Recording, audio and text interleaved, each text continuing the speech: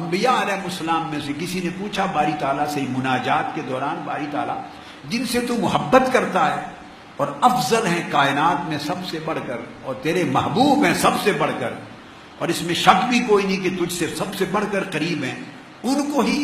تکلیفوں میں، بھوک میں، پیاس میں، غربت میں، بیماری میں رکھتا ہے، انہی کو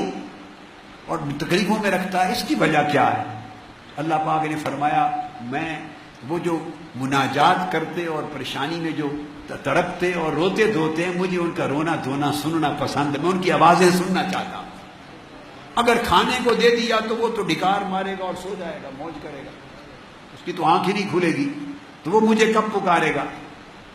تو جو پریشان حال ہے وہ کہتا ہے مولا اللہ کرم کر، اللہ بس مجھ پہ کرم، اللہ کرم۔ وہ جو جملہ بول اللہ کرم کر، اس کے جملے سے یہ اسمیل، فریگرنس، خوشبو آتی ہے کہ اس کا بھروسہ مجھ پر ہے، دنیا کے وسائل سے کٹ گیا ہے۔ وہ جو مجھ سے تعلق جوڑتا ہے اور مجھے پکارتا ہے، اس کی پکار کو سننے میں مجھے مزہ آتا ہے، اور دراصل میں ان کے درجات بلند کرنا چاہتا ہوں۔ پھر دوسری بات فرمائی درجات، اور جنت میں بڑے اونچے درجے دینا چاہتا ہوں، چونکہ میرے محبوب لوگ ہیں، بڑے اونچے درجے دینا چاہتا ہوں، اور وہ اتنے فرائض کی ادائیگی میں مصروف ہوتے ہیں کہ ہر وقت وہ نفل اور عبادتیں اور سب و رات، ساری زندگی کے روزے اور ساری رات کے قیام نہیں کر سکتے،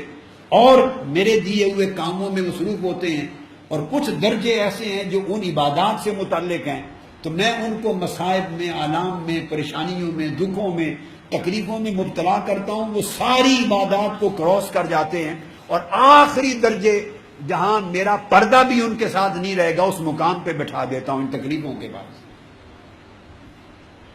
تو یہ جو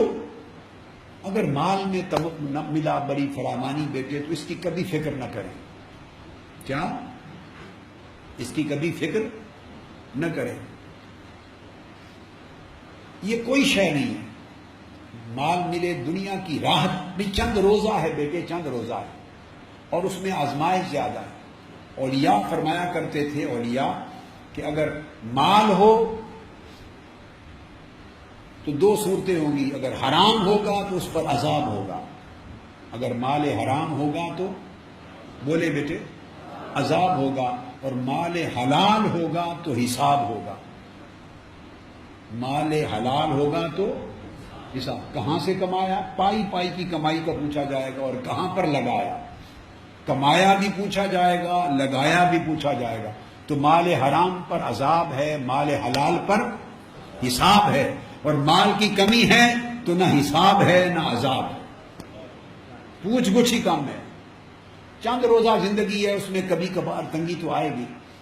لیکن بیٹے قبر کی زندگی اس سے کروڑہ گنا زیادہ طویل ہے، اور آخرت کی زندگی کروڑہ گنا زیادہ طویل ہے۔ وہ جو کروڑہ گنا طویل زندگی ہے، اس کی راحت عزیز ہونی چاہیے، یہ چند سالہ زندگی کی راحت۔ تو اللہ پاک نے آپ کو بڑی دولت دی ہے بیٹے، موقع دیا ہے کہ دولت مند بن جائیں علم میں،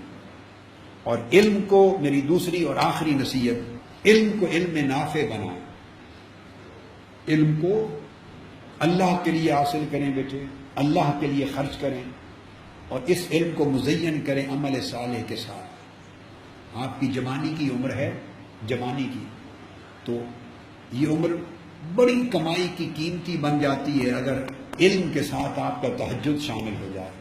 علم کے ساتھ 24 گھنٹے کا تقوی شامل ہو جائے، علم کے ساتھ آنکھوں کی پرہیزگاری شامل ہو جائے، علم کے ساتھ عبادت گزاری شامل ہو جائے، علم کے ساتھ اخلاق حسنہ شامل ہو جائیں، دنیا داری نکل جائے، دنیا داری دل سے نکل جائے۔ تو میں کہا کرتا ہوں ہمیشہ کہ دنیا میں رہو، کیا صدیقی صاحب، دنیا، آپ دنیا میں رہیں مگر دنیا آپ میں نہ رہے، آپ دنیا میں رہیں، رہ رہے ہیں مگر دنیا آپ میں نہ رہے، دل میں دنیا نہ رہے، دل دنیا کی جگہ نہیں ہے، دل بڑی پاکیزہ جگہ، اللہ نے اس کو عرش کے برابر بنایا ہے، اگر کوئی اس کو رکھ لے ایسا تو عرش پہ اللہ پاک نے فرمایا اگر مال اور دنیا مجھے عزیز ہوتی تو میں ایک مچھر کے برابر بھی دنیا اور مال اپنے دشمن کو نہ دیتا، اگر مال اور دنیا مجھے بہت عزیز ہوتی تو میں ایک مچھر جتنی دنیا، مچھر کے پر جتنی دنیا بھی اپنے دشمن کو جو مجھے مانتا ہی نہیں ہے اور گالی دیتا ہے اور میرا منکر ہے اور میرے شریک بناتا ہے اور بتوں کو پوجتا ہے، ان دشمنوں کو میں دنیا کا ایک مچھر کے پر کے برابر بھی نہ دیتا۔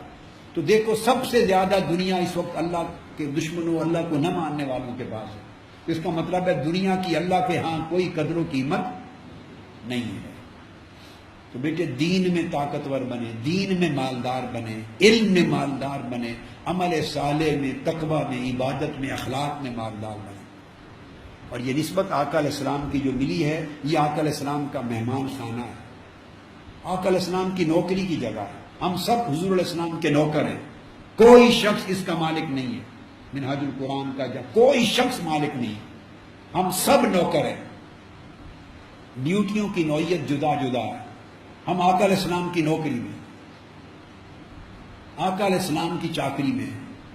ہم حضور کی نوکری کر رہے ہیں صلی اللہ علیہ وسلم، اور حضور علیہ السلام کی نوکری یہی اللہ کی بندگی ہے۔